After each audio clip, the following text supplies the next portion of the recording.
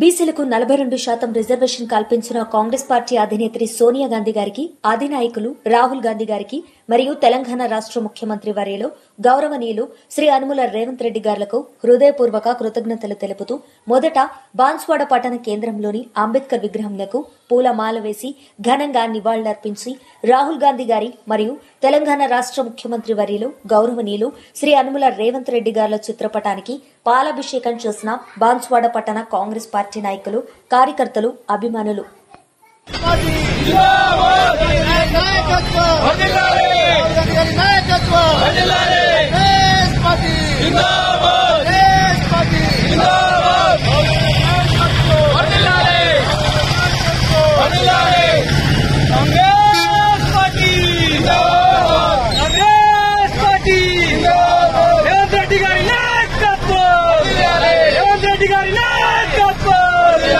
రాహుల్ గాంధీ గారి నాయకత్వం.